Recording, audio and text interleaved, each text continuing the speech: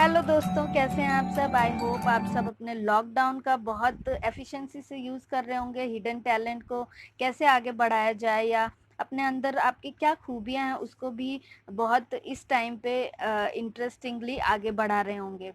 और मैं आज जो आपके लिए लेके आई हूँ वो पाई चार्ट के कुछ और क्वेश्चंस भी लेके आई हूँ जो कि मुझे टेक्स्ट पेपर में से 2-3 ईयर के एग्ज़ाम्स में आए थे।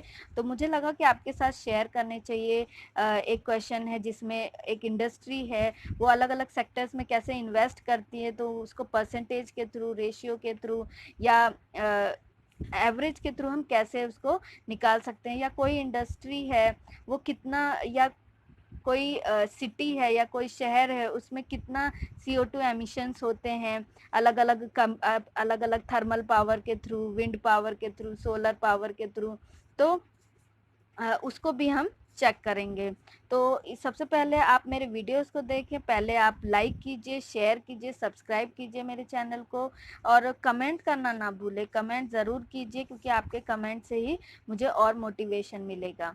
तो चलिए चलते हैं हम अपने वीडियोस की तरफ।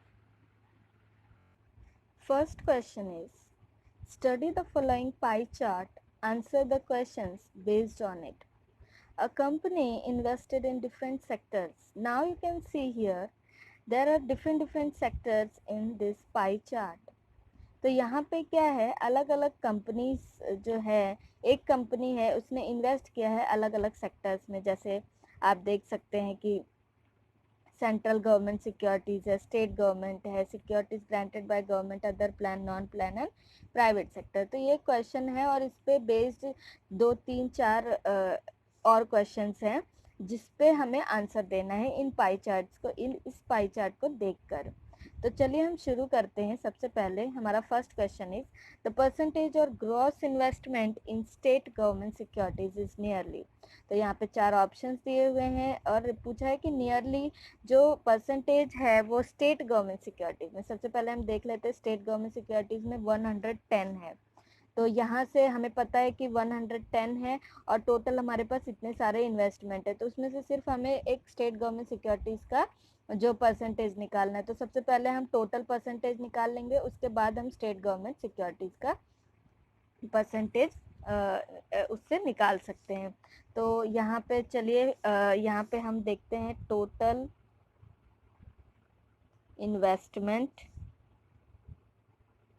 कितनी है। टोटल इन्वेस्टमेंट सबसे पहले 454, जितनी भी इन्वेस्टमेंट है हम सबको यहाँ पे देख सकते हैं। 454, 110, 227, 458, 107 एंड 183 है।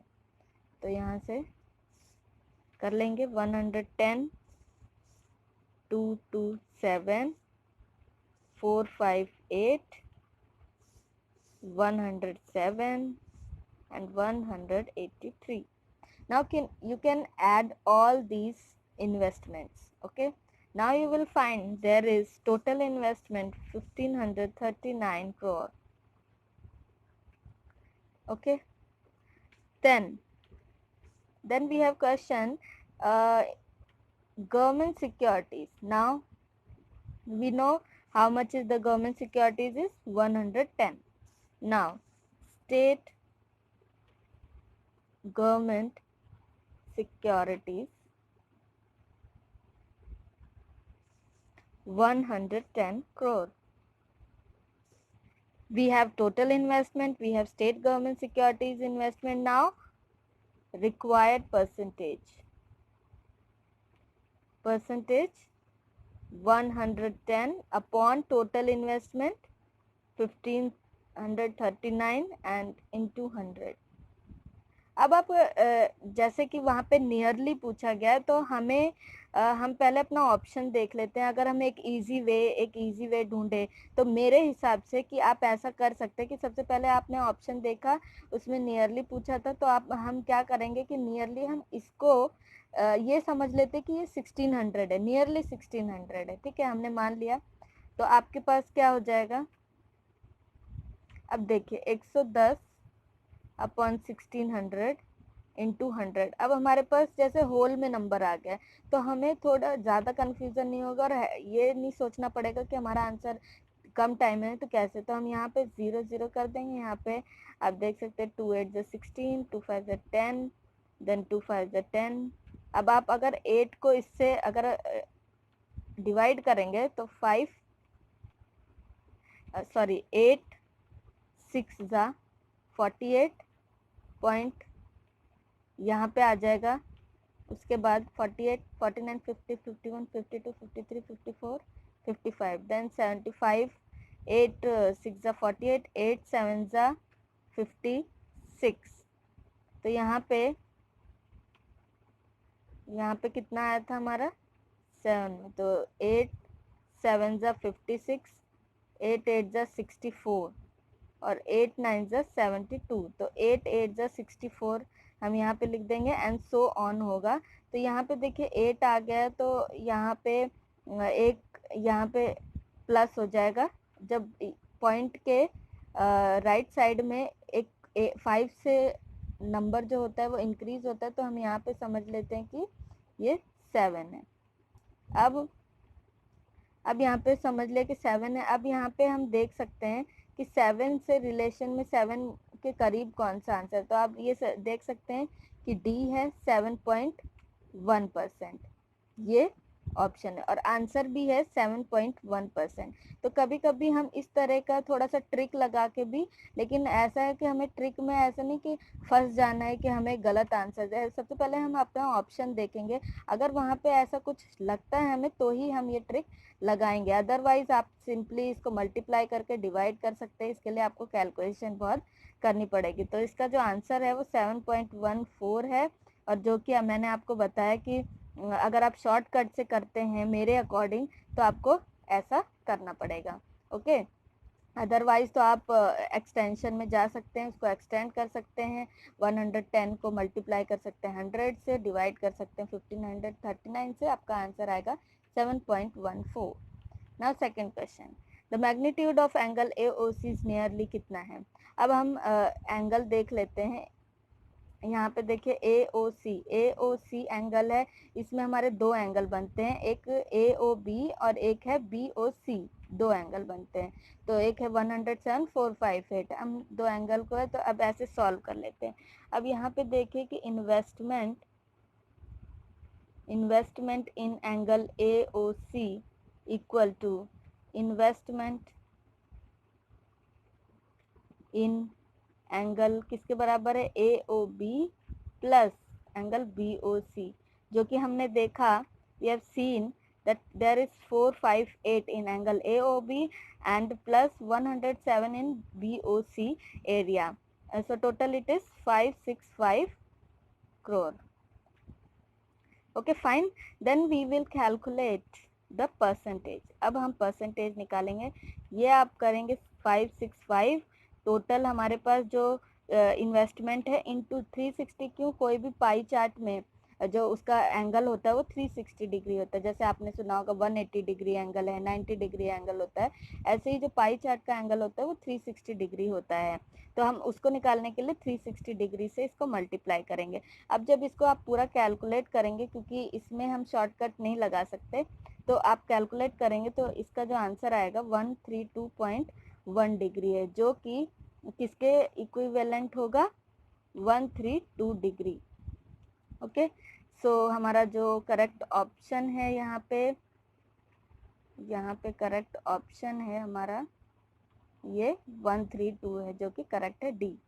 Okay, then we have the investment in plan and non plan sector कितना है टुगेदर इज मोर या less than the investment in government security.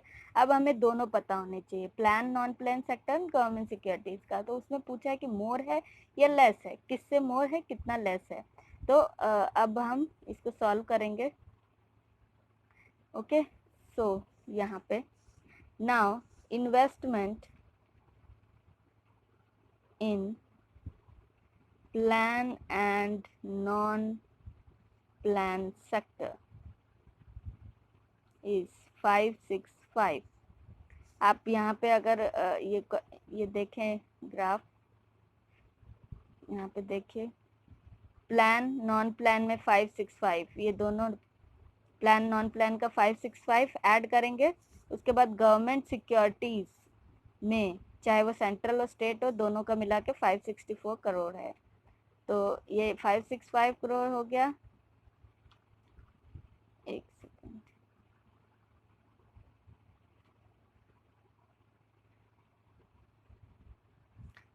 ये हो गया प्लान नॉन प्लान में। गवर्नमेंट सिक्योरिटीज में कितना हो गया? 564, दोनों सेंट्रल प्लस स्टेट को मिला के करोड़। अब हम इसको क्या करना है, हमें क्या बताना है कि ये कितना ज़्यादा है। तो यहाँ पे आप देख सकते हैं 565 एंड माइनस करेंगे 564 से, तो कितना आएगा? 1 करोड़। इसका मतलब जो हमारा प्लान नॉन प्लान है वो मोर है, कितना? 1 करोड़ मोर है। तो हमारे पास जो करेक्ट आंसर आ जाएगा मोर 1 करोड़। अब the investment in private sector is nearly what % higher than investment in state government security? अब आप फिर से ये जो पिक्चर देखेंगे यहाँ पे प्राइवेट सेक्टर में कितना है? 183 एंड जो स्टेट गवर्नमेंट की सिक्योरिटीज है 110 है। तो यहाँ पे पूछा गया क्वेश्चन में पूछा है हमसे कि the investment in private sector कितने % higher than the government security. तो सबसे पहले हमें पता है कि इन्वेस्टमेंट जो प्राइवेट सेक्टर में है 183 है एंड गवर्नमेंट सेक्टर में, गवर्नमेंट सिक्योरिटीज में 110 है। अगर हम इसका डिफरेंस निकालेंगे तो कितना हो जाएगा? ये 73 करोड़ हो जाएगा। 73 है। अब हम इसका परसेंटेज निकाल लेंगे, तो आगे परसेंटेज 73 बाय जो हमारी गवर्नमेंट सिक्योरिटीज थी 110, ठीक है, इंटू 100। तो यहाँ पे आप इसको भी करेंगे अगर, तो इसको भी कैलकुलेट अगर आप करते हैं तो 66.36% इसका जो है वो इक्विवेलेंट किसके है? 66% के, जो कि करेक्ट आंसर। आप इसे मल्टीप्लाई करिए, यहाँ पे 730 आएगा। उसके बाद 11 से आप डिवाइड कर देंगे तो ये देखिए 730 से 11 को अगर डिवाइड कर देंगे तो आपका जो 66.36% आ जाएगा, जो कि 66% भी हम लिख सकते हैं, जो कि यहाँ पे ऑप्शन है। तो correct option is a. The ratio of area of the circle above angle COF to the area of circle below it is. So यहाँ पे देखिए, पहले तो हम क्वेश्चन देख लेते हैं। ये COF के अबव का और बिलो का दोनों का पूछा है उसने, रेशियो कितना है। तो देखिए अबव 183 454 110, बिलो कितना है 107 458 एंड 227। तो चलिए कर लेते हैं इसको।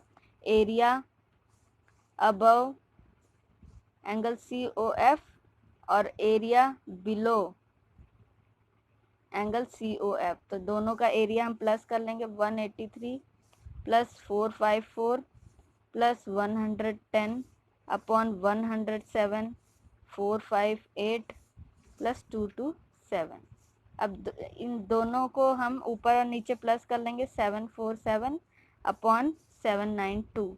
अब हम इसको अगर डिवाइड कर देंगे तो कितना आएगा? 0.94, जो कि हमारे ऑप्शन में ये बी ऑप्शन 0.94 है। तो करेक्ट आंसर क्या हो गया? 0.94 इसका correct answer.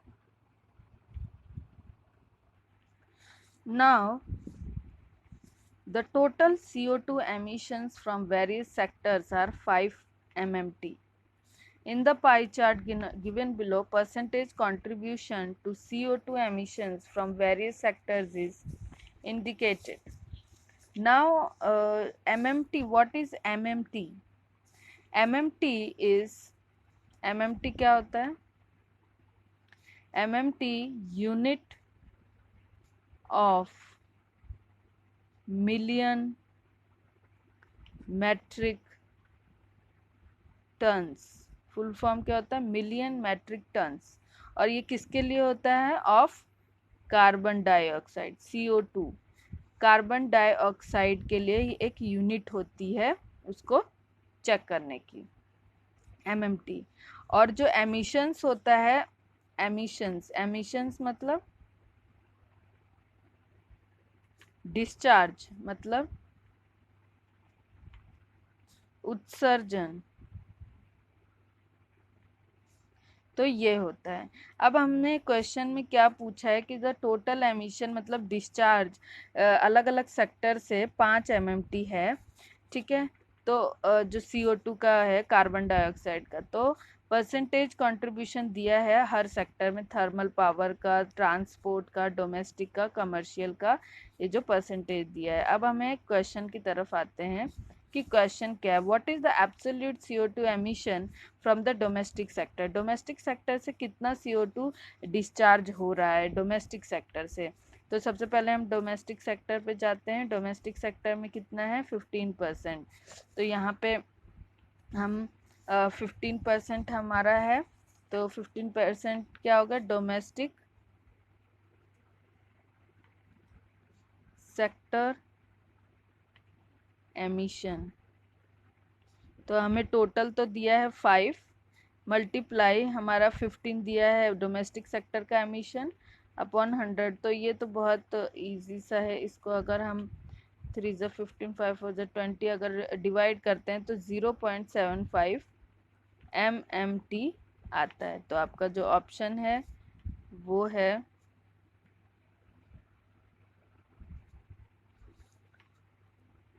0.75 MT D। Okay, next question, what is the absolute CO2 emission from combined thermal power and transport sector। अब combined इसने पूछा है थर्मल पावर से एंड ट्रांसपोर्ट, तो हम इसको कंबाइन कर लेते हैं। चलिए, तो कंबाइन किया हमने, परसेंटेज एमिशन CO2 दोनों का, थर्मल एंड ट्रांसपोर्ट, ये दोनों कितना हुआ, 30 + 35, तो कितना हुआ, 65%। अब हम इसका परसेंटेज निकाल लेते हैं। परसेंटेज या एमिशन डिस्चार्ज कितना हुआ, कितने परसेंट। तो 5 हमारा टोटल है, 65 अपॉन 100, 5 2 ज़ 10, 0, 5 4 ज़ 20, 5 1 ज़ 5, 5 3 ज़ 15। अब अगर आप इसको डिवाइड करेंगे तो 3.25 MMT। जो ऑप्शन अगर आप देखोगे तो यहाँ पे देखिए A 3.25 MMT है। इसके बाद नेक्स्ट जो पाई चार्ट का क्वेश्चन है, the total electricity generation in a country is 97 gigawatt. अब आपको लगता होगा कि किसी किसी को तो गीगावाट पता है क्या होता है, लेकिन बहुत लोगों को नहीं जानकारी होती कि गीगावाट क्या होता है। तो गीगावाट क्या है, इट्स, अगर हम ऐसे देखें 10⁹, इसको 1 बिलियन भी बोलते हैं, या 1 gigawatt is equal to 1000 megawatt के बराबर होता है। और ये किसके लिए यूज होता है, लार्ज पावर प्लांट्स के लिए, पावर प्लांट्स यूज होता है। ओके, सो हमारा ये है।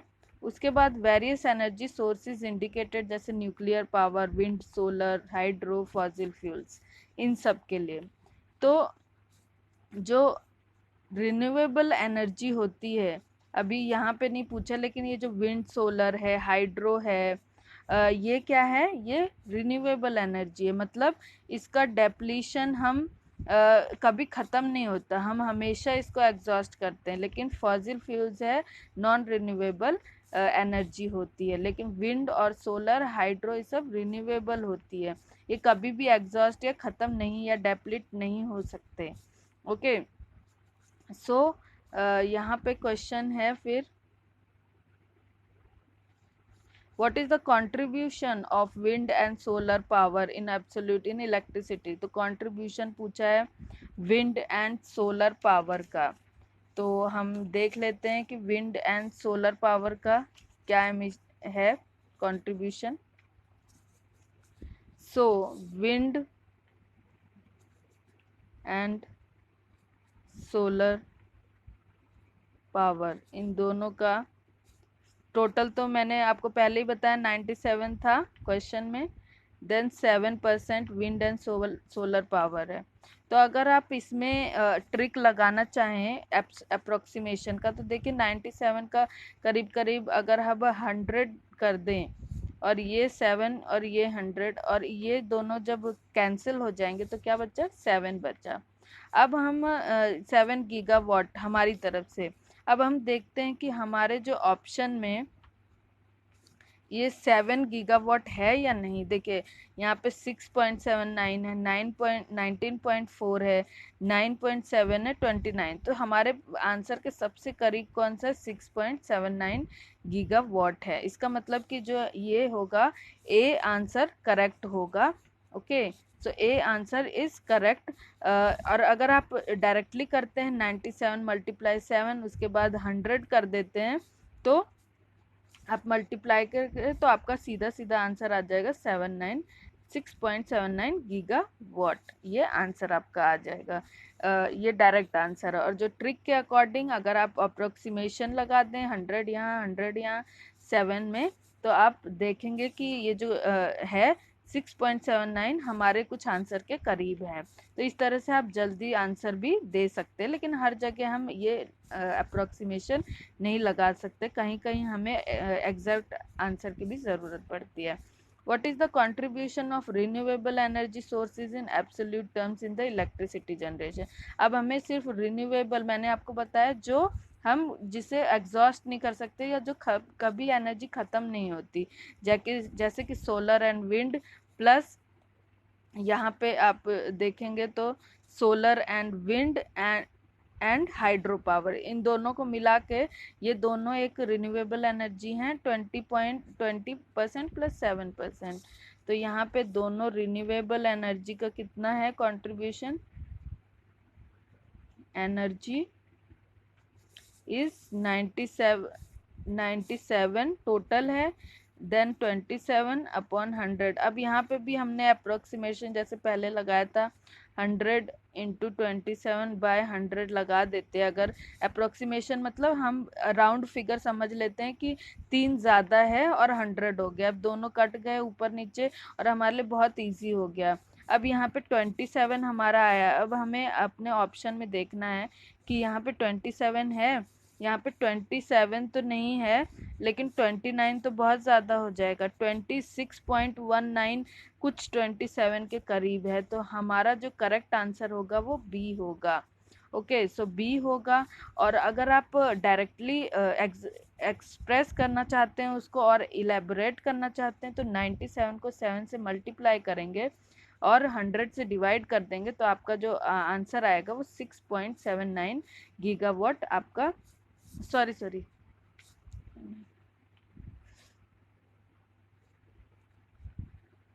आपका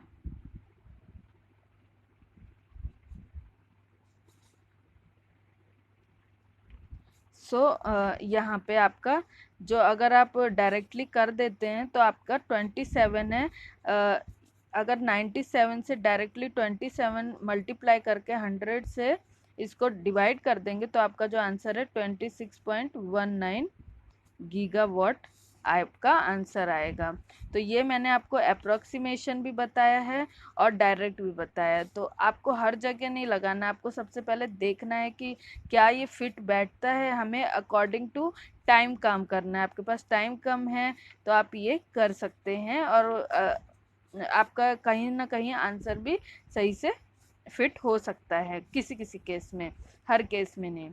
तो इसी के साथ ये थे पाई चार्ट के कुछ क्वेश्चंस. आई होप कि आपको पसंद आए होंगे. प्लीज़ कमेंट कीजिए, लाइक कीजिए, शेयर कीजिए और अपने रिव्यूज़ ज़रूर मुझे दीजिए. Thank you. Have a nice day.